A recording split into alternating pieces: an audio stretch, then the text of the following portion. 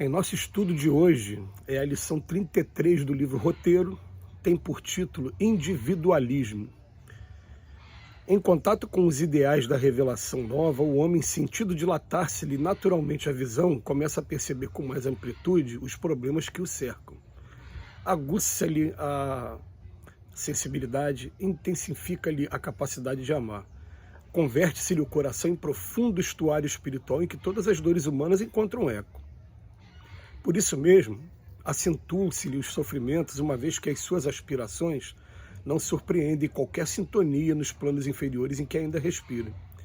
Desejaria o aprendiz acompanhar-se por todos aqueles que ama na caminhada para a vida superior, entretanto, à medida que se adianta em conhecimentos e se sutiliza em sensações, reconhece quase sempre que os amados se fazem dele mais distantes.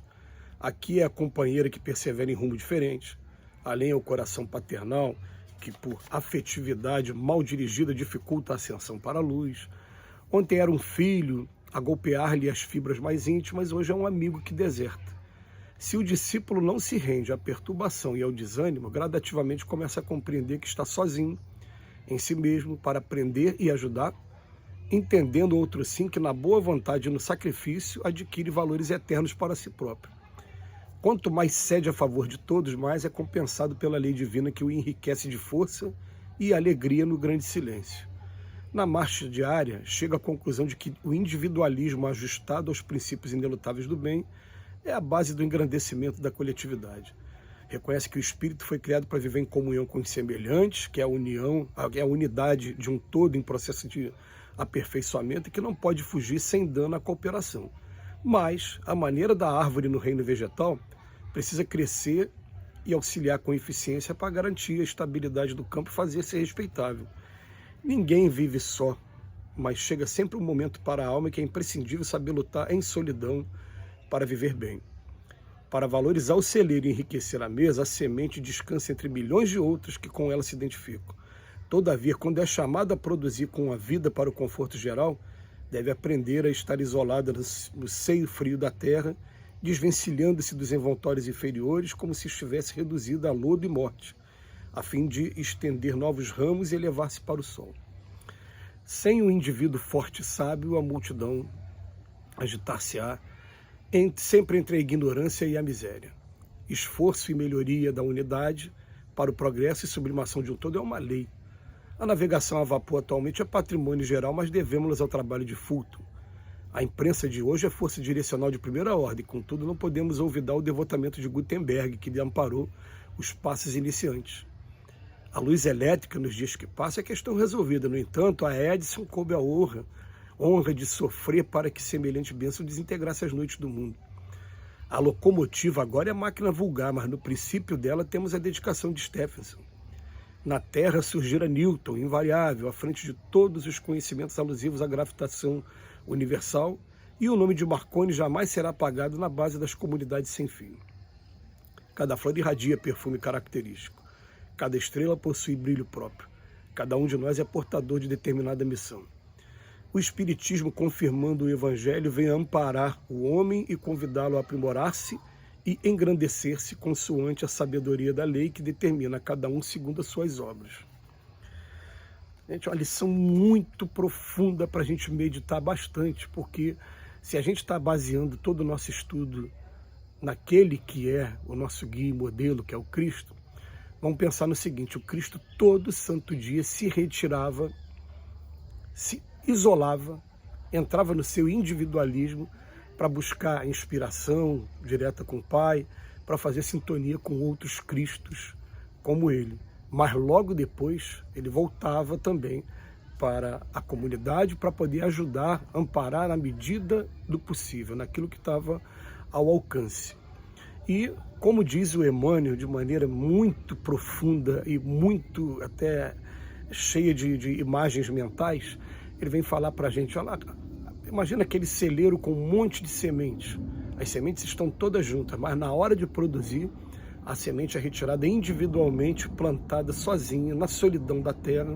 Ela começa a brotar e vem trazer essas árvores maravilhosas que a gente está vendo aqui do nosso lado, que um dia foram sementes. Mas elas, para brotar, e no momento de brotar, elas tiveram um momento de individualismo, um momento em que foi sozinha que ela teve que lutar. E o Emmanuel depois traz um monte de personagens da nossa história, que muitos deles acabam sendo esquecidos, mas que trouxeram grandes renovações, grandes invenções no campo científico para a gente. Mas o início da lição é que traz assim, uma coisa muito profunda, porque ele vem dizer para a gente começa a viver aqui na Terra e daqui a pouco chega um momento que a luz do Cristo atinge o nosso coração e a gente não vai conseguir, porque foi o próprio mestre que falou, que ele não vem trazer a espada, a paz vem trazer a espada, porque onde você está numa casa com 5 pessoas, 3 estarão contra 2 e 2 contra 3, pai contra filho, genro contra sogro. Foi Jesus que falou isso. A gente vai perceber que cada pessoa vai tomar um caminho diferente de interpretação, vai tomar um caminho diferente de prática e as pessoas não vão tomar de cara o mesmo caminho que a gente. Então o Emmanuel vem falar para a gente que você vai encontrar a companheira ou o companheiro tomando caminhos diferentes, o coração do pai também, filho, ele vem falar isso para a gente. Agora, se o discípulo não se render à perturbação e ao desânimo quando isso acontecer, ele gradativamente ele vai começar a compreender que ele está sozinho em si mesmo, para aprender e ajudar, entendendo outro sim que é da boa vontade e no sacrifício que ele vai atingir valores eternos para si próprio. Mas depois ele vem dizer para a gente precisa estar usando esse aprendizado com relação aos outros. E a gente vai usar com relação aos outros muito mais através do exemplo. Aí não tem como mesmo, porque o convencimento dogmático, ele não vai acontecer com facilidade. Você não vai encontrar com facilidade pessoas que vão concordar com tudo que você está estudando. E até mesmo entre nós espíritas, a gente vai encontrar desacordo em alguns pontos da doutrina, entre os seus estudiosos. Por isso que os espíritos falam assim, isso é jogo de palavras, né? Procure se entender em primeiro lugar. Amai-vos, eis o primeiro ensinamento, instruí-vos, eis o segundo. Mas tem dificuldade também. E quando a gente começa a ver que a gente não está sendo compreendido, por exemplo, eu vou fazer uma terapia aqui. Eu estou com uma pessoa muito querida que está vivendo a prova da riqueza, já passou, né, por uma prova da miséria, né, da pobreza aqui na Terra, e que hoje vive uma condição de vida muito confortável para ele. E a gente para conversar e percebe que a pessoa não está preparada para receber alguns valores. Eu estive conversando com ele ontem, falando com ele ontem, olha, agora só vamos parar para pensar numa coisa. Jesus falou que os verdadeiros tesouros ficam aqui dentro do coração, onde nem as traças, nem os ladrões conseguem alcançar. E daqui a pouco a gente vai ser convidado a largar isso tudo aqui, isso tudo vai ficar para os herdeiros, para outras pessoas. O que a gente vai levar para o outro lado? Mas a pessoa, quando está vivendo essa prova, ela fica deslumbrada e não consegue compreender logo de cara, começa a fazer os seus exames também de maneira diferente, não vai perceber o que a gente está falando. Então, qual é o nosso papel? A gente vai continuar convivendo, vai continuar conversando de maneira salutar sobre várias outras coisas, vivendo a vida normal, porque a gente não consegue também imaginar Jesus 100% do tempo só falando da boa nova. Não, Jesus participava. Os discípulos, eles desabafavam, contavam seus problemas, faziam seus atendimentos fraternos. É porque muita coisa não está relatada no Evangelho.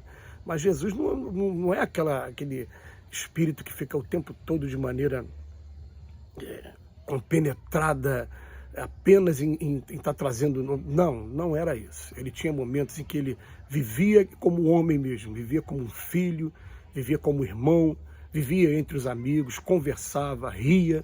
Por isso que a gente até achou interessante esse seriado The Chosen e trazer um Jesus mais humano, mas quando tinha que trazer alguma informação, e principalmente nos seus atos, só se exteriorizava o evangelho puro, o evangelho vivo.